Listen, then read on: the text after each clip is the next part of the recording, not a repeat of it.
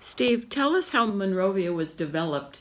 It went from virtually no buildings whatsoever to a town fairly quickly.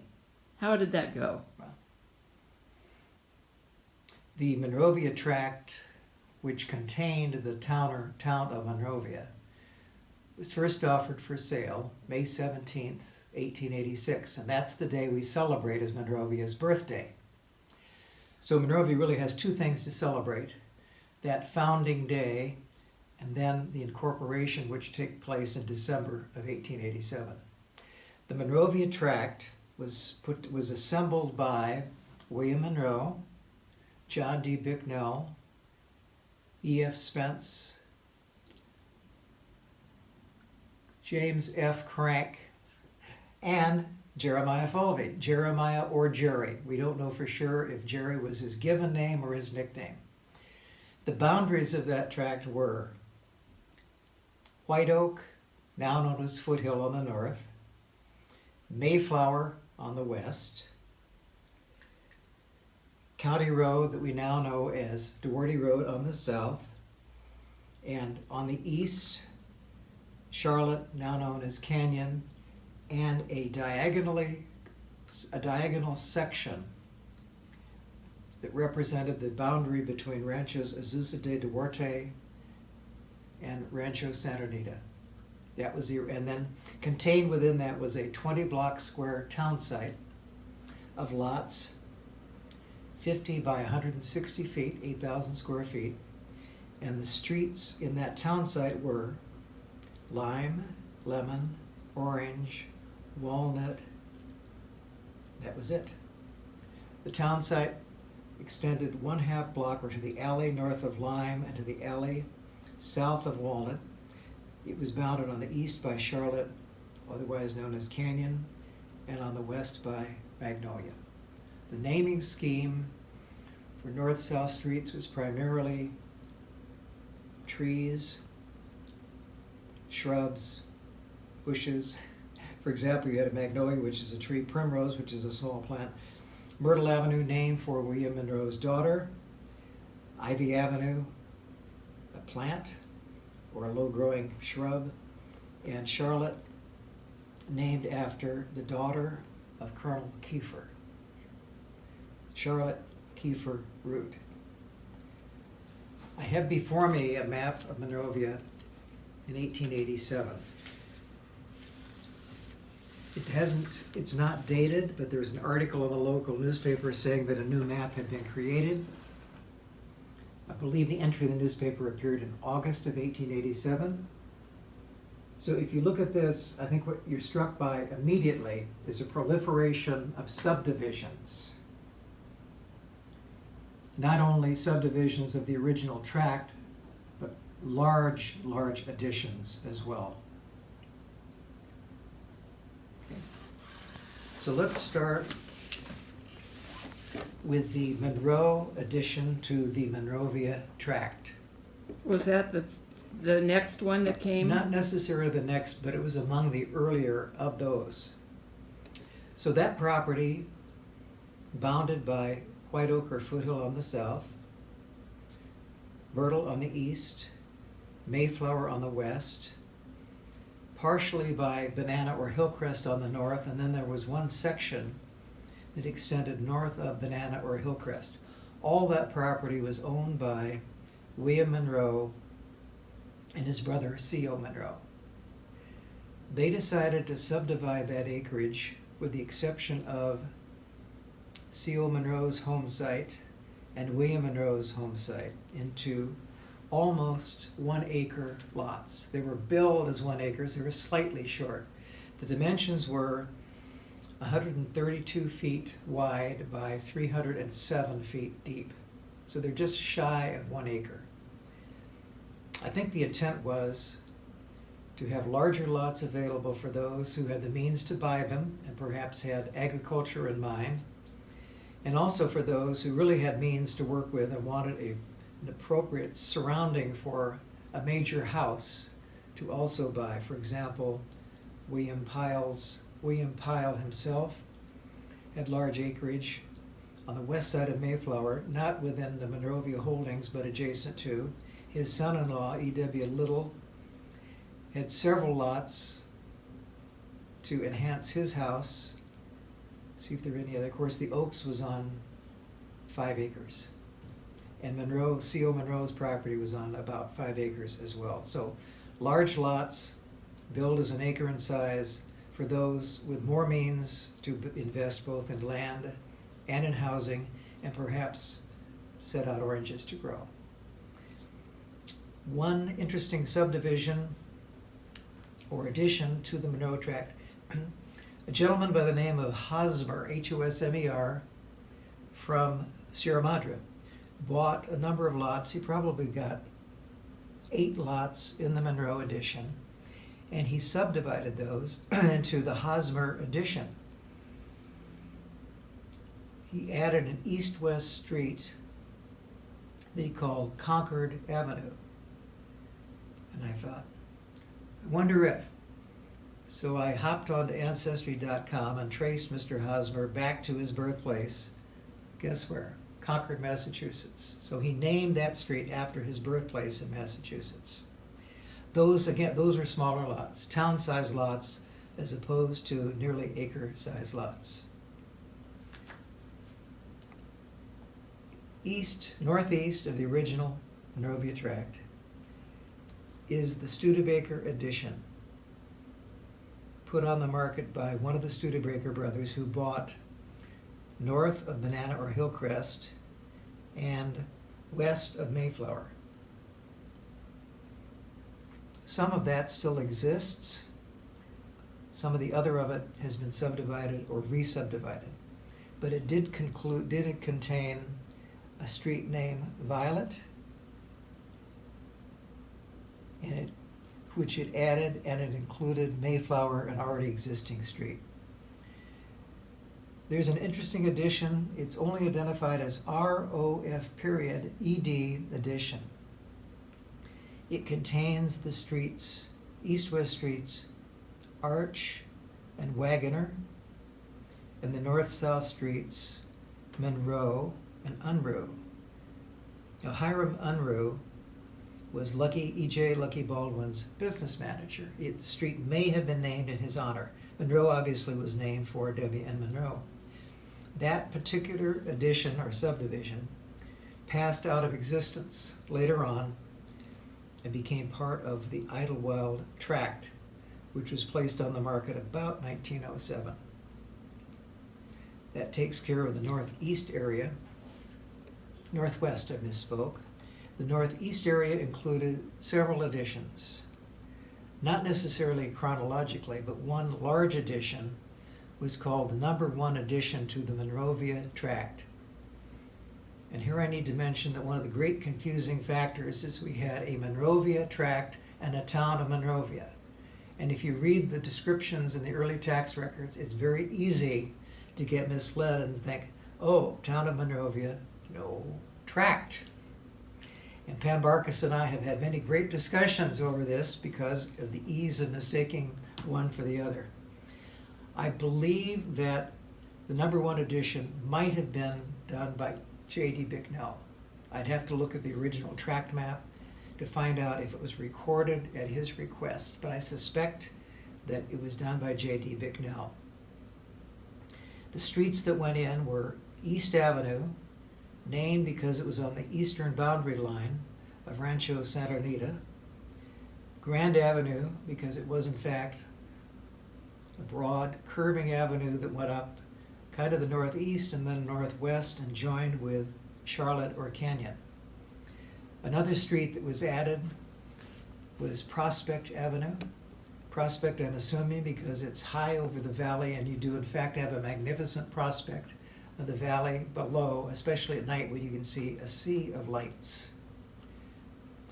A portion of that, lots A and B, were purchased early on by 2 gentlemen, Field and Booth. They took lots A and B and subdivided them and added Pearl Avenue, Valley Vista, and Sierra Vista. Again, these were larger lots that were subdivided into town-sized lots, and both Field and Booth built houses on the tract. One of those still survives. Steve, a question. Yes. So the Bicknell edition and the Monrovia, or the Bicknell tract and the Monroe edition, is it the case that these 4 or 5 partners went together to invest in the central part of Monrovia, but then individually they bought a chunk of land and developed it like Bicknell? Is that? That seems accurate. As far as I can tell, they bought land and pooled it to form the Monrovia Land and Water Company, which put the tract and the town site on the market. And then they individually made further purchases and added that to the original tract. So Bicknell did that, William Monroe did that, and did the other founders, Crank and Spence did. Spence? I don't know that Crank did anything other than the initial formation of the Monrovia Land and Water Company. But Spence and Bicknell and Monroe certainly went ahead, and Falvey as well. That takes care of the northwest and the northeast, and that would be north of White Oak or Foothill. I misspoke. Then there was the Kiefer addition.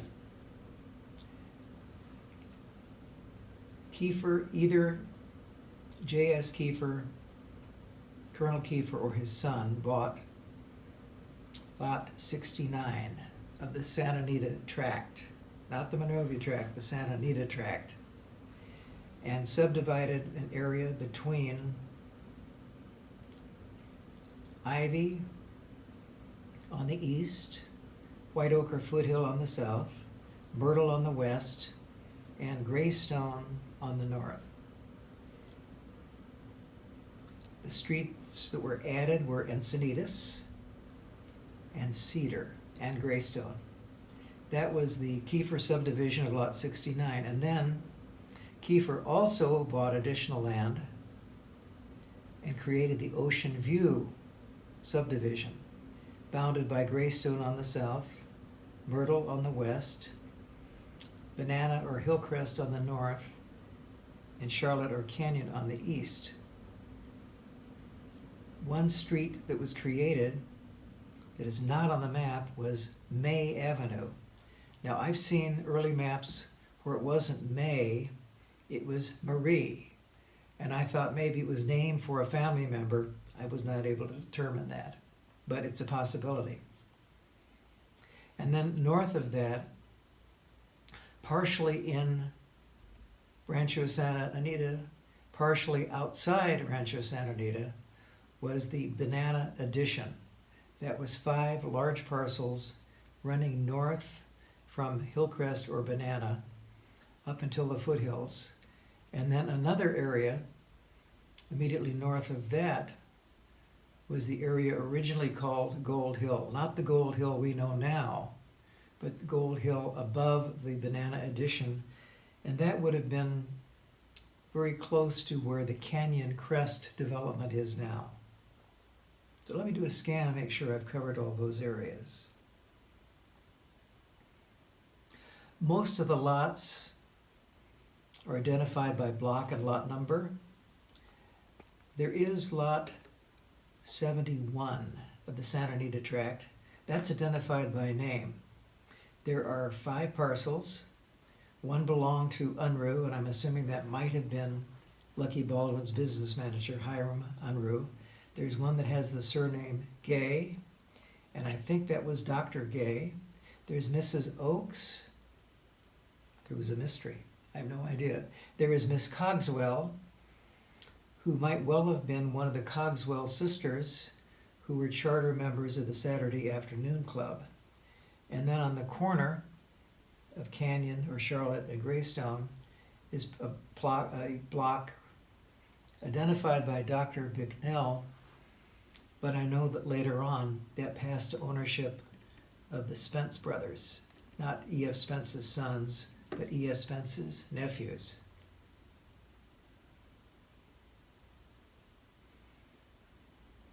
Okay, have I seriously obfuscated the issue? No, I think that's very clear, and I just want to show again. So this is, I think we can do it. This shows this north part and how large the lots are. We'll post the map itself, but you can see how large those lots are in the northern part before you get to the town site. And it is so remarkable that this was all done within A year and a half. a year and a half of Maybe the founding. even less than that, right? Okay. There is one large unsubdivided property that probably was lot 70. Portions of it, the southern part, was subdivided. That was the Oak Grove. It's not clear on the map, but it was Oak Grove number 1, and I believe that was a Kiefer project. The northern part of that, the large empty rectangle, later became the Dorland tract, but that didn't happen until the 1890s. Okay, let's move into kind of the central section, bounded by White Oak Foothill on the north, Falling Leaf or Huntington Drive on the south. East of Charlotte, or Canyon, was the Grandview Addition number 2. Its lots, or some of them are on the diagonal because they follow the Rancho boundary, even though East Avenue does not, or the Norumbega does not extend south of White Oak or Foothill. The boundary line is still there, and that was the boundary line for some of the lots. So there's the Grandview Addition. Also, or immediately adjacent to that Grandview Addition is a large undeveloped parcel that later became the Wild Rose Tract, but that didn't happen until over 20 years later. Steve, you mentioned East Avenue, and it is now called Norumbega. Norumbega Drive, right. It retained the name East Avenue for a number of years, and I believe when the Norumbega Heights tract was created, which I think was about 13, and East Avenue was connected to the drive, or Norumbega Drive, that went through the tract, Norumbega Tract. I think that's when the name change took place, and it became Norumbega Drive rather than East Avenue. There is William Smith's addition, a rather small addition, again, bounded by, well, it was Daffodil originally, later California, bounded by Daffodil or California east, Charlotte or Canyon on the west, not containing a large number of lots. Then there was Thomas Wardall, did a lot of developing on his own. He was a resident of Duarte, moving there from Iowa in 1875, but he also was instrumental in several subdivisions in Monrovia in 1886 and 1887. So there's Wardall's addition. East of Daffodil, now California, were several smaller additions, and these were smaller, more affordable lots. For example, the Wild Addition, probably done by John Wild, who was a real estate developer, and who built 4 small houses on spec on East Lemon in the Smith's Addition. Immediately south of Wild's Addition is the Myers Addition. I'm assuming that that was named after F.N. Myers, who was also involved in the Pacific View tract later. Pacific View does not appear on this map. It was not yet created. Then the Lamar's Addition. Again, fairly modest-sized lots. I'm assuming it's named for Lamar's, Iowa, which was where Wild and Brossart and Sartori were living before they came to Southern California. Streets in that addition. One other to mention, the Brown Addition, which was 4 large lots south of Orange or Colorado, and looks like about 8 smaller lots on the north side. Originally that was addition number 2, to the Monrovia Tract. And then that addition, very soon after it was created, started to be subdivided. Streets, Duarte Avenue, because it led, in fact, to Duarte. We know it now as Royal Oaks Drive. And Almond Avenue, in keeping with the original naming, street naming pattern, and also Maple Avenue. There is a small addition on Shamrock, Stevenson addition.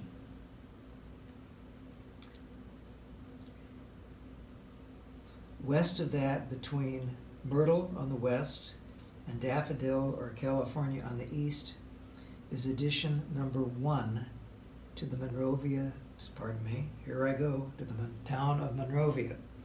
It was for about 5 blocks, and it continued. Where is it? It runs from half a block south of Walnut on the north, in other words, the alley south of Walnut on the north, down to Falling Leaf or Huntington.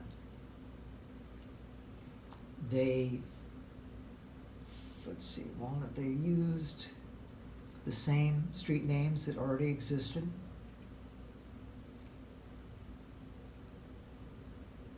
Well, that's a good question. When did Chestnut go in? I don't know.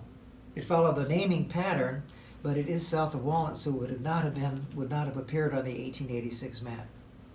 So Chestnut, and then Maple, which I mentioned already, and of course Falling Leaf already existed. So 4 complete blocks and 2 half blocks. Addition number 1 to the town of Monrovia.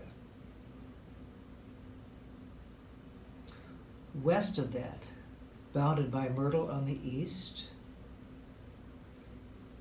half a block south of Walnut on the north, and by Magnolia on the west, was addition number 2 to the town of Monrovia. Same naming scheme in terms of the streets, and I don't know whether they happened simultaneously or anyway, they used the same street names that had already been established.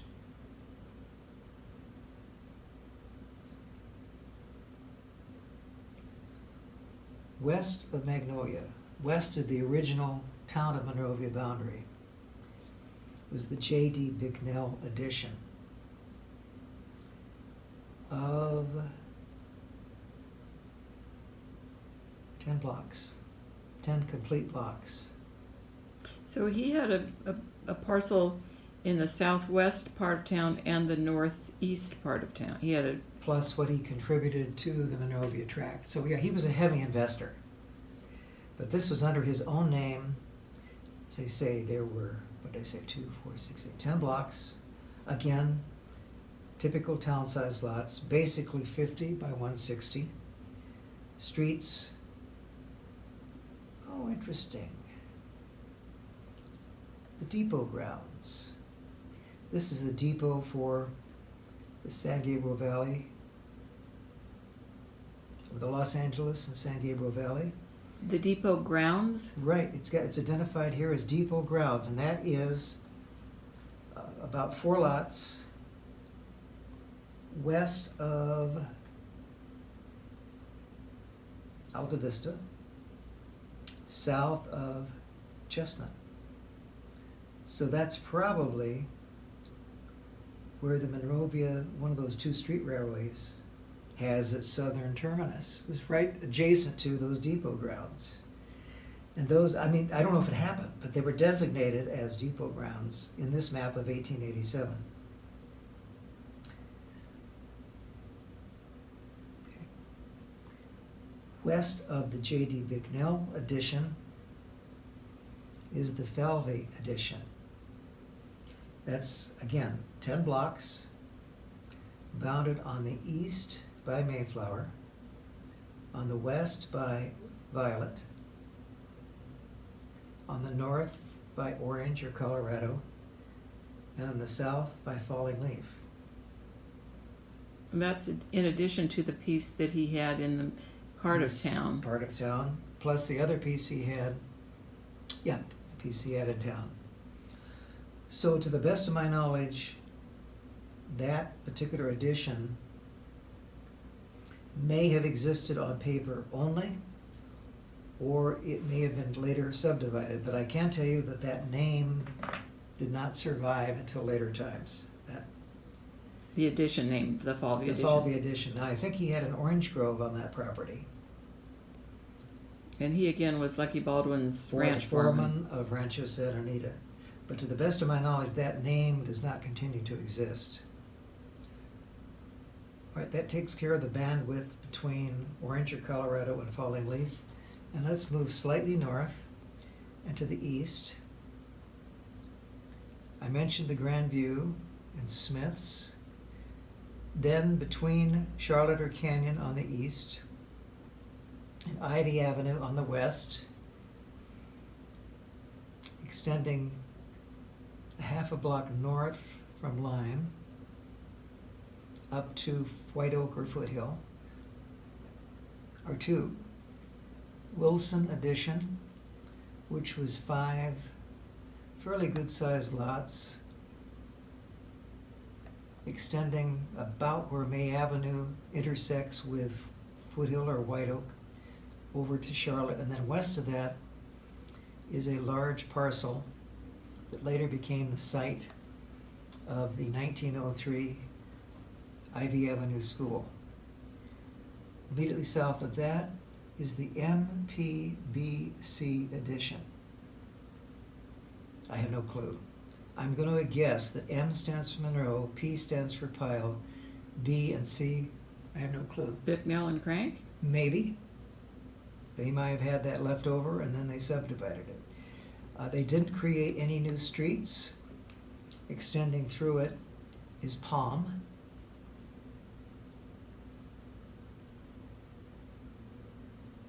But no new north-south streets. Then west of that, between Ivy Avenue on the east and Myrtle Avenue on the west, extending south from Foothill or White Oak down to Palm, is the B and G addition. The street there is Encinitas. And I can't tell you if Encinitas began with the Kiefer subdivision of Lot 69 of Rancho Santa Anita, or began with the B and G addition, and then was continued north by Kiefer when that subdivision took place. That would be a matter for looking at the tract maps on file at the Public Works Department of the City of Monrovia and just checking dates to see which tract map was filed before the other. West of Myrtle, we have the Spence and Falvey addition. Now, J.F. Falvey owned a 30-acre parcel bounded by Orange or Colorado on the south, Myrtle on the east, Primrose on the west, and White Oak or Foothill on the north. A portion of that was incorporated into the town of Monrovia. And then I'm assuming that Falvey got together with E.F. Spence and they subdivided the remaining portion as Spence and Falvey's addition. One street in there that I believe might have been named by them is Linwood Avenue. Years later, when that area was redeveloped, Linwood Avenue disappeared. It's now part of the shopping center where Vons is located.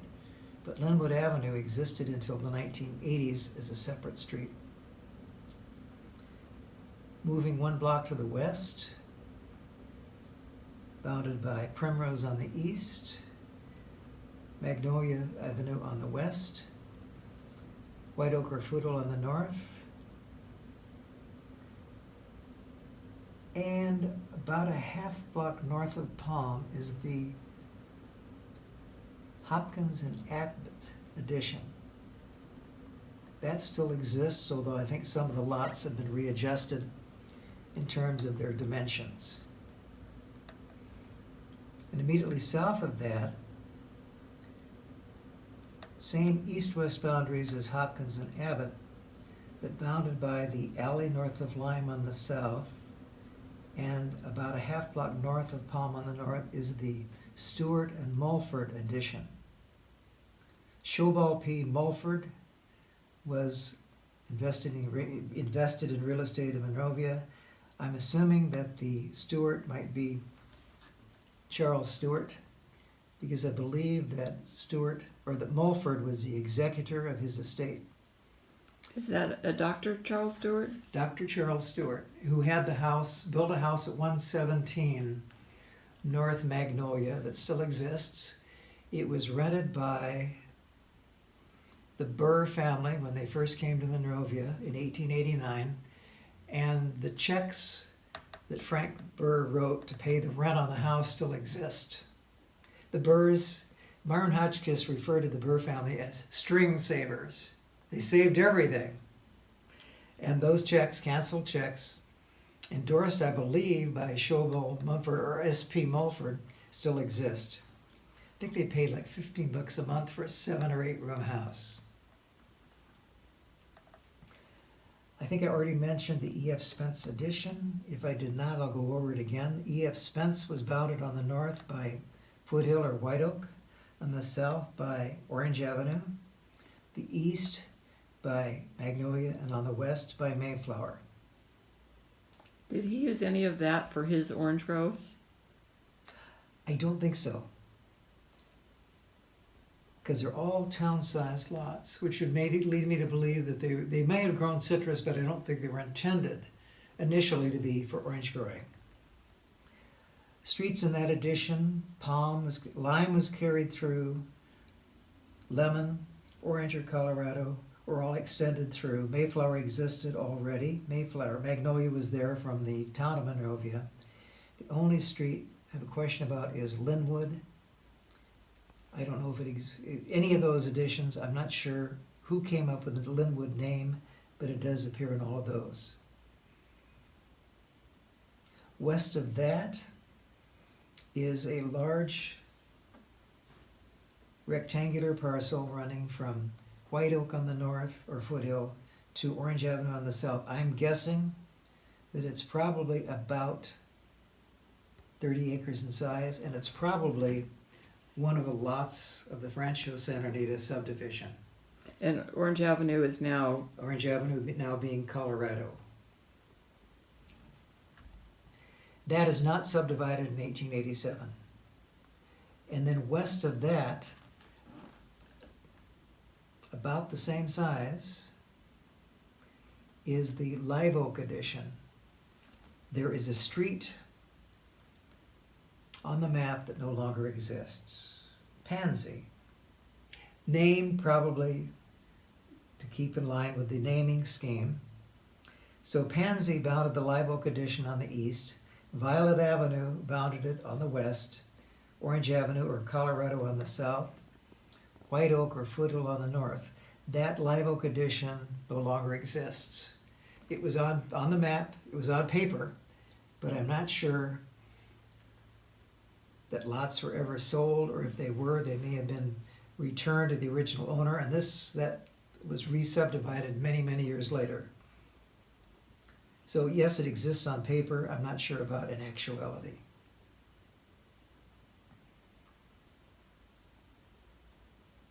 Then let's go south of Huntington Drive. East of Myrtle and south of Foothill, Falling Leaf or Huntington Drive is a portion of the Monrovia Tract, but by the largest area was the Bradbury addition, added by L.L. Bradbury. It was the western portion of Rancho Azusa de Duarte. He bought the western portion in 1883 and had the area southwest corner of his holdings subdivided, bounded by Duarte Road on the south, California on the east, the diagonal dividing line between the two ranchos on the west, and Cypress Avenue on the north. That did not run all the way up to Falling Leaf. It was about where Cypress is now.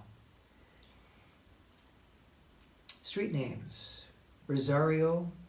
Rosario was the name of one of his daughters. She married a Winston, and they lived in San Marino. There's a Winston in San Marino named after the Winston family. Pasadena Avenue, Central, which still exists. Markham, named after I believe, California governor. Railroad Avenue, immediately north of Duarte Road. North-South streets, Taylor, Alhambra, Raymond, Oregon, and Bush. A couple of those and Front Street, which fronted on the depot grounds. A couple of those are so-familiar because they are San Francisco street names, Taylor and Bush. And before he came to Southern California, Bradbury lived in Oakland, so those street names may be ones he selected because of his Northern California orientation first. Of all those streets, the only two that still exist are Railroad Avenue and Raymond Avenue.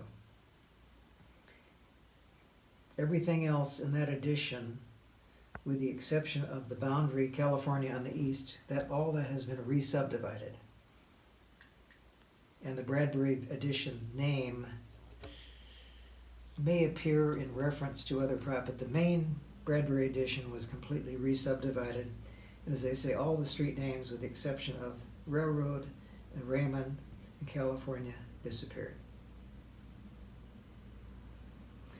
Here's the Van der Rink Improvement Company. They had their lumber mill and yard, north of the Santa Fe, bounded on the north by Railroad Avenue.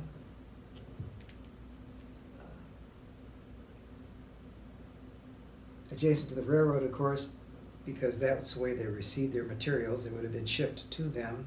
They probably got lumber, basic supplies of lumber, and then milled them to size or created interior woodwork on location, and then used that material to build their spec houses in various places in Monrovia in 1887. Finally, east of California and south of Falling Leaf or Huntington, there are several smaller additions or subdivisions. I believe they started out as part of addition number 2 to the Monrovia Tract, and then they were subdivided. There is the Highland Addition, Albee and Pew's Addition, and the Sherman and Penny Addition.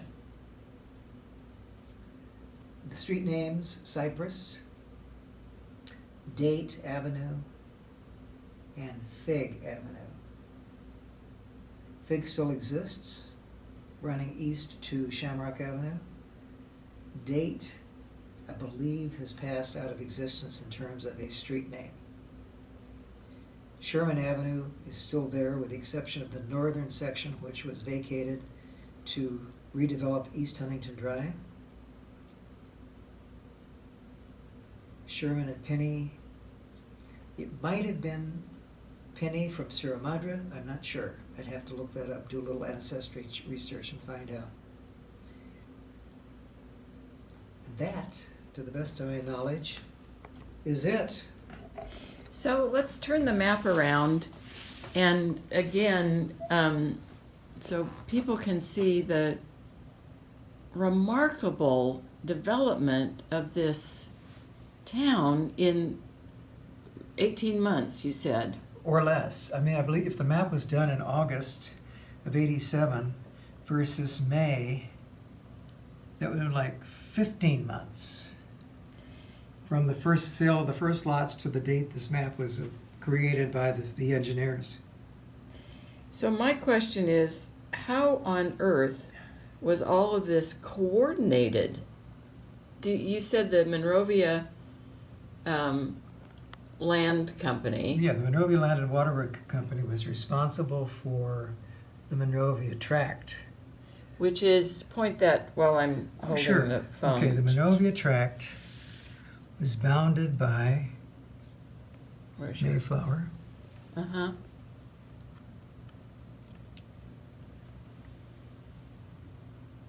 whoops, where's your hand? Okay. Okay. Okay. There. There. Okay. And then, That's the east-west. Okay. right, and then down to, and then over Mm-hmm. Falling Leaf, and then down this way to the county road, and then up Mayflower to White Oak or Foothill. Okay, so back to the question of how on earth, so the Monrovia, what'd you say, Land and Water Company? They did the tract. They did the tract, and then, They sold. so who coordinated the sale of all these other additions? Well, individuals, for example, Were they bought them from Monroe or from Lucky this was Baldwin? Monroe, but for example, this area here, that was probably purchased from L.L. Bradbury. Okay, and then where did they buy the rest? Would it have been from Lucky Baldwin or from Monroe? To the west, it would have been from Baldwin all the way down to Doherty Road. To the north, this would have been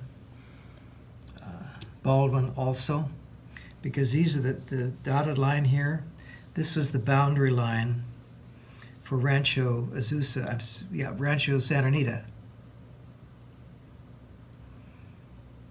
So Monroe had here, but this area and would have been all purchased from Baldwin. So that's how it could happen in 1 year. He had, Yeah, there were not multiple owners involved. Basically, it was E.J. Lucky Baldwin, L.L. Bradbury, and I think that's it. Because Baldwin would have owned west of Mayflower. point out where Mayflower is. Okay, here's Mayflower. So he would have owned, Baldwin would have owned the boundary line here on the north. That's Banana or Hillcrest. Right, all the way down to the county road. And maybe Okay. even more, but certainly all that area was Baldwin's. Okay. And of course, most of this was Bradbury's. Okay. I see. Some of it was bought by the Monrovia Land and Water Company to kind of even things off, and then the rest of it would have been bought by individuals and then subdivided.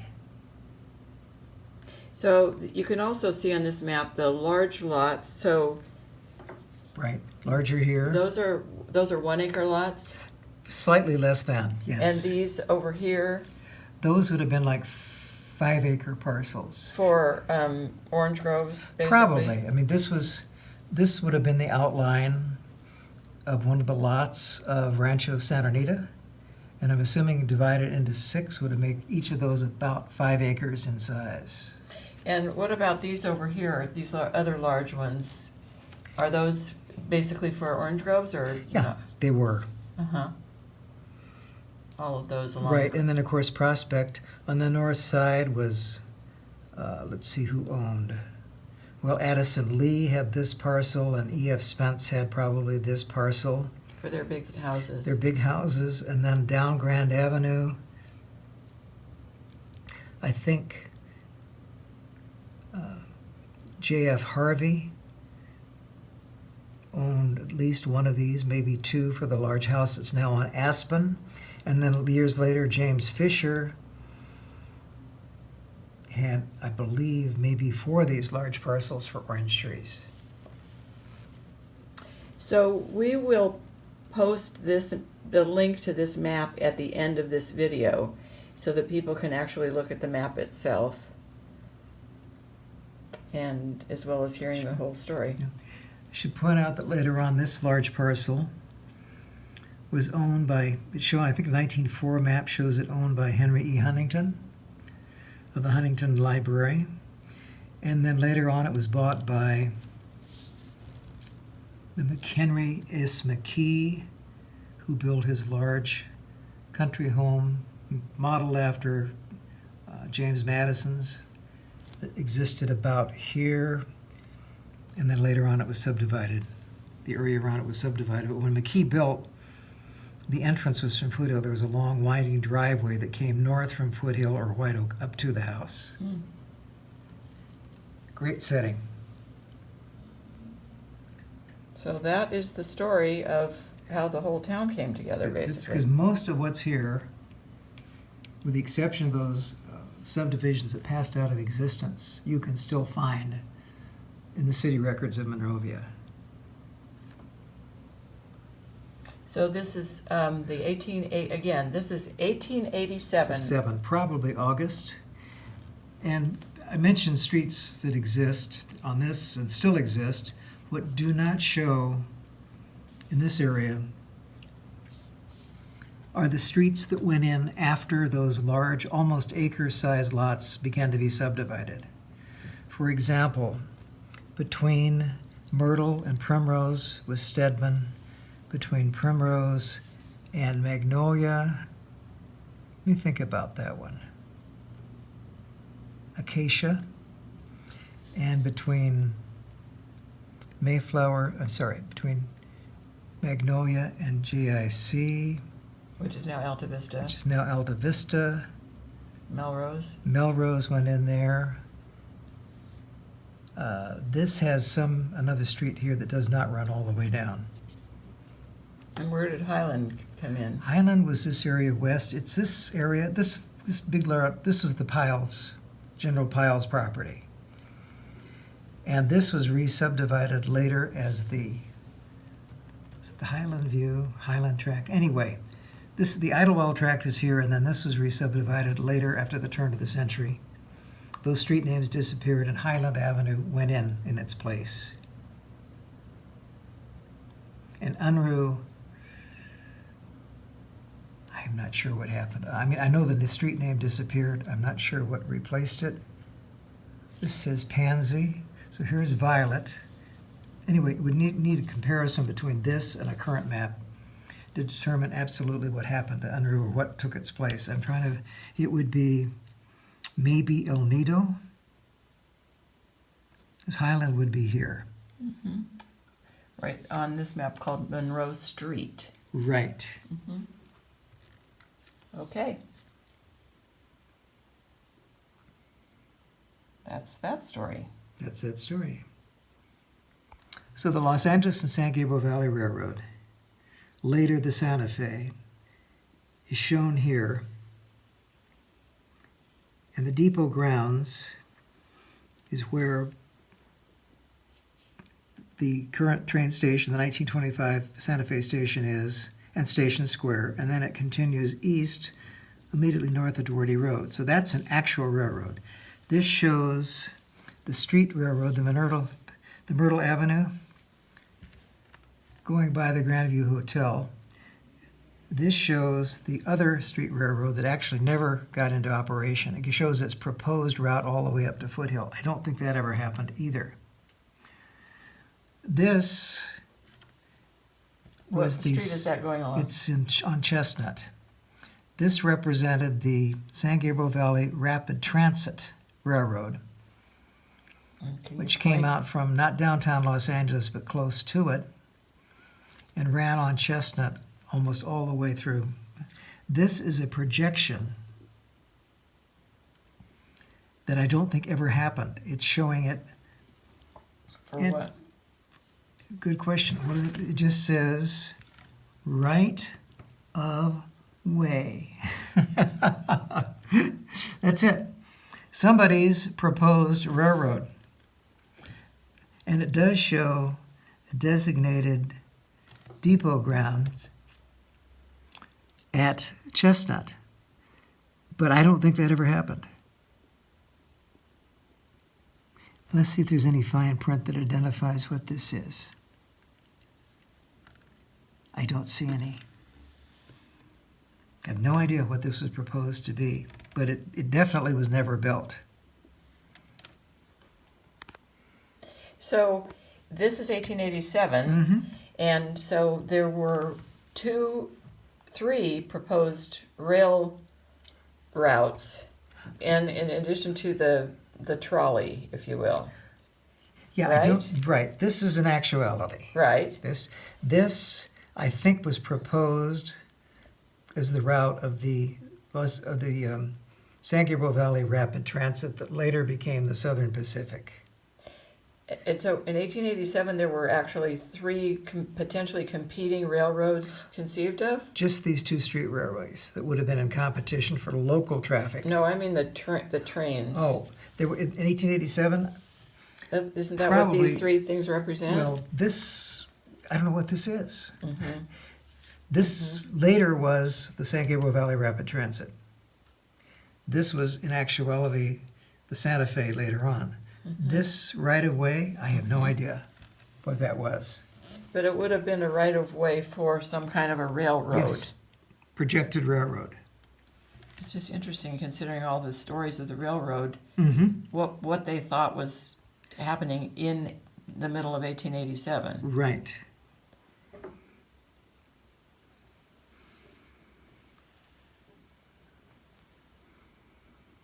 Okay. All right. So this goes, what is that street right That's there? basically the alley north of Huntington or Falling Leaf. Okay. Okay, so that's a little mystery. It is a mystery.